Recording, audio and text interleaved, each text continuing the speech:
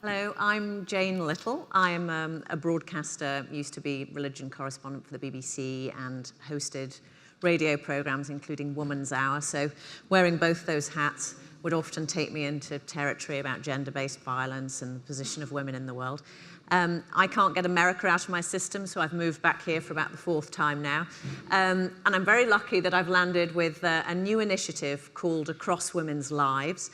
I'm the partnership editor, and we are a Gates-funded initiative to increase and improve coverage of women and gender equality issues, especially in the developing world. Thank you. And I would be delighted to collect some business cards if someone would like to throw some at me later, because we're very interested in building partnerships and becoming more than the sum of our parts on this very important issue. I will introduce you in a moment to someone next to me, Saniya, but first I wanted to introduce the topic. So the war in Syria, 4 years on, has created the worst global refugee crisis in decades. We've got 7 million internally displaced, about 4 million in neighbouring countries, some of them facing dire conditions in refugee camps, problems with access to education, healthcare, jobs, of course, gender-based violence, a big issue. And Saniya Alhalabia knows something of this situation a lot more than most of us do. Saniya is not her real name, I should point out. She's chosen to use a pseudonym to protect her family remaining in Syria. But Saniya lived in Syria, qualified as a doctor, has lived abroad, lived in the States for quite a long time with her husband, also a doctor, and their 4 children, decided to move back to Syria, unfortunately about the time that the war broke out. So instead of staying in Utah, you decided to move to southeast Turkey to do some amazing work in Gaziantep on the border with Syria. You are now running the Syria Relief Network, which is an umbrella organization that coordinates the efforts of dozens of Syrian NGOs inside and outside of Syria. So I want to say thank you very much for making this long journey to come and talk to us today. Tell me first, before we talk about some of the conditions facing women and children and the access to education that we're going to talk about, I wanted to ask, why did you move your family from comfortable Utah to the border of Syria? First, when the uprising started, at that time we were deciding that we wanted to move to Syria to settle down, but because of the uprising and the crisis that's have been going on for the last 4 years, at that time we felt that it will be not possible for us to move back to Syria.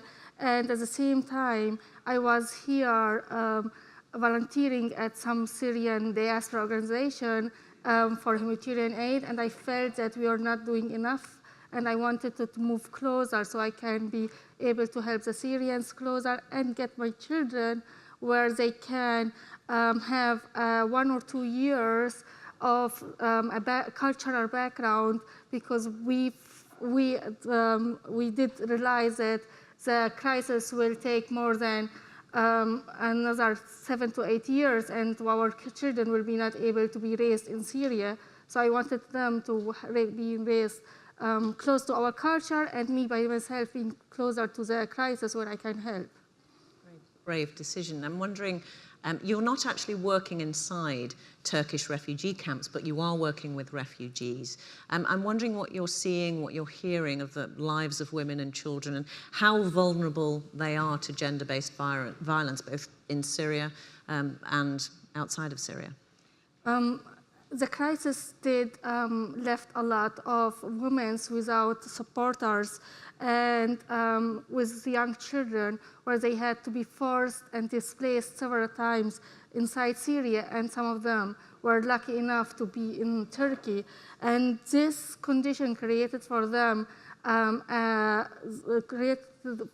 that they did not have any income, and they had to work, and they were forced to work with low wages income. Some of them also had to do survivor sex that's not acceptable in our culture, but this is where they had to end up. Children also in Turkey and even in Syria now are part of the household income generators because of the poverty that the Syrian people reached. You talk about that because you mentioned that you know a family near you in southeastern Turkey, a Syrian family where both parents have to work. They have 5 children. They couldn't afford to send their children to work because of the to school because of the transportation costs, right? Yes. So you have kindly sponsored the children to go to school. But you had to persuade them to send the girl to school, is that right? Yes, yes.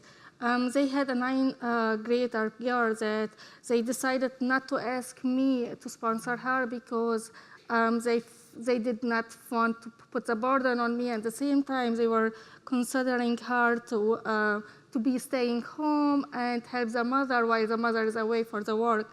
And I tried to talk to the mother, and she told me I believe in her education because this is where she can be more secure in the future. And I told her, if I sponsor her, could you convince her father? And in the end, the father was convinced, and I tried to convince him that investing in the girl education will give her in the future a more better career where she will be less vulnerable to any violence that she could be facing.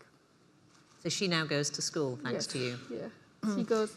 But like I mentioned, that the boys, after I sponsored them, the mother called me like 1 month ago and told me that she's pulling them out of school because she couldn't afford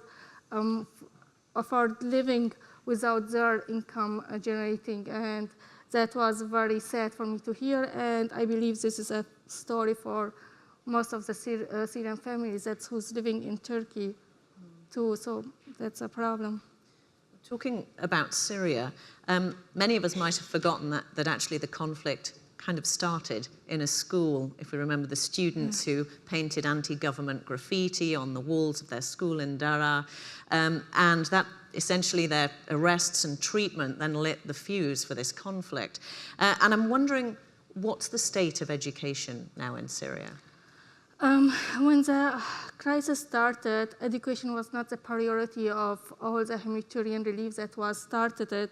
So it was interrupted at that time. And now, after 4 years, all of the Syrians, NGOs, and even international NGOs realizing that's now one of the important issues that we have to pay attention more to it and hopefully get it back into track. But the problem was that because of the poverty increase, the children has been now forced to work, and because also of the infrastructure of the schools has been also destroyed, and some of the schools has been used for military spaces and for refugee camps. It has been very challenging to put the education system back to work, and the same thing at the same time we're aware that the longer we wait, the bigger gap of education we'll have. And now it's already a challenge to have a 6th grader who's now about, like when he left school, he was 12, now he is 14, to put him back with a 12-year-old child.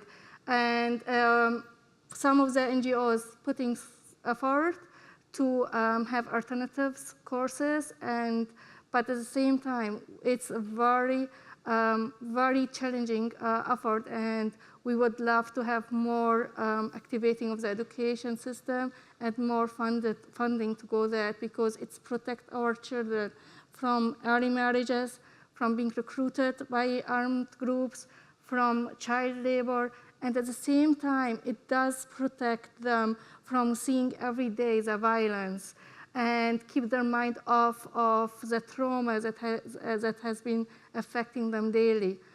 So we hope that this will be our priority in the next coming years.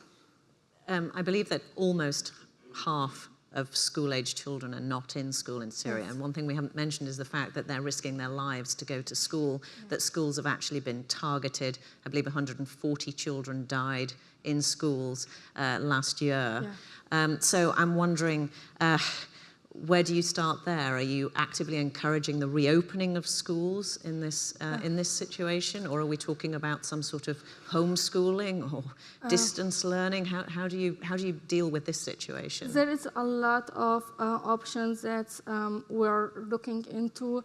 Part of it, we're trying to advocate for humanitarian law enforcement and international human rights reinforcement at the schools and hospital has to be stopped being targeted. They should be a safe space for the children to be around and get their education. Another solution, we're looking into e-learning. We're trying to get a standardized curriculum for the e-learning, so the children in the opposition area and government area get the same education and be able to get a certificate and be credited and be able to go to a college or university later on. So there's options that we're looking for, but still it's very little that has been done. And what of the particular risks to girls in going to school? I don't think there is a risk for them to go to school as much as I feel that they have more risk being out of school. Because when they are out of school, they feel that there is nothing else for them to do other than to being forced into marriage. And education will protect them from being more vulnerable, and especially if they are aware of their rights, and that's what I believe schools usually provide for them. So where there are schools functioning and where they are able to go to school, parents are encouraging the girls to go to school, even though there is the threat of sexual harassment, sexual abuse at the moment, which is quite high. The Syria society did not have big problems with not sending the girls to schools. It was a very highly educated society, of course. Actually, I believe in the university, the girls rate were higher than the boys, because in the Syria society, boys are responsible to be income generators. Girls has more options to be choosing to go to schools. So it wasn't a big problem before the crisis. Now it has been more because the insecurity of the situation, because of the corruption of the education. But still, I don't believe it's our biggest challenge that the parents doesn't get encouraging the girls to go to school. The bigger challenge is to get the parents send their children to school because of the risk that they have been facing by sending them to school, and the school has been targeted several times by airstrikes and water bombs. You went to medical school in Aleppo, and I'm wondering what the situation in Aleppo is right now with schools. You've said that there's about 30,000 children still in school there? Yeah, Aleppo City opposition area, they have now about 30,000 students, children going to schools, especially elementary. It's higher it's more challenges because of the crisis with the middle and higher school. The higher school basically are not functioning at all because there is no credential being given. Because of the crisis, there is no, we are not able to give certificates that are credited outside Syria. So that's one of the biggest obstacles for the high schools. But for the elementary schools, about 30,000 schools going, but that's like about half of the children that are going to school. Where about the government areas, also there is a displaced people who left the opposition area to the government area. They are the ones that's also not getting education because they're displaced, they are at the hostage community, and the universities are functioning, but on the minimum level. We used to have a term of 12 weeks, now the term are 6 weeks. And all the university certificates are not anymore recognized by the international universities because of the crisis. So you basically couldn't graduate from medical school right now? No. I could, but my certificate will be not recognized anywhere else. So what are you doing as a priority, and what does the world need to do to support you in your efforts to get girls and boys back into school?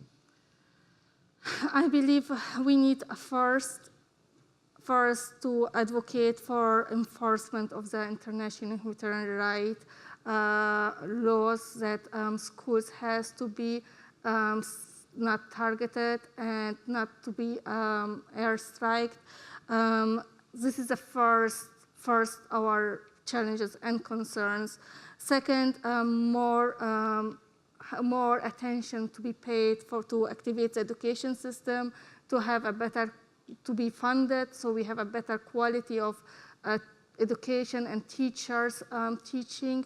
The problem is because of the lack of the fund also, and the government stopped paying the salaries, the teachers are volunteering and they're not certified teachers. So even the kids that's getting to school, they're not getting the quality of the education that they need to get.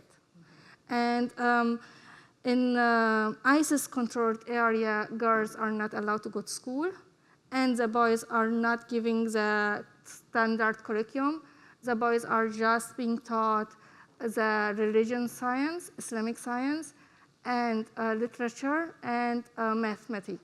There's no chemistry, no physical science, just those three in the ISIS-controlled area. And until now, we don't have a solution for that. And it has been very frustrating for our communities to see that our generation getting lost because of the lack of the education at this point. It's a bleak picture that you're painting, and I'm wondering, you've got 4 children. They're living just over the border from Syria. Your youngest is 1.5, a little girl. You've got 2 girls, 2 boys, and I'm wondering what your hopes for her are. Are you hoping that you're going to get back to Syria, that they'll go to school? Do you really think realistically it's not going to happen in their generation? I'm a big fan of girl education, because I feel that the girls, when they are more educated, they are the ones who can protect themselves and get their rights and ask for their rights. So my girls, for sure, I will get them educated.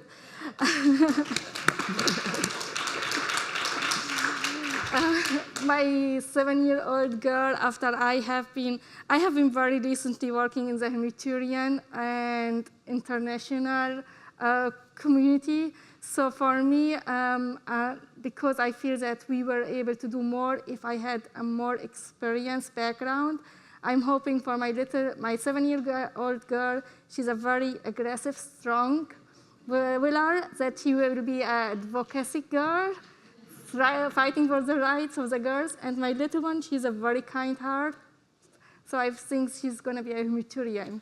Well, they've got a very inspiring mother. Thank you very much, Saniya. Thank you.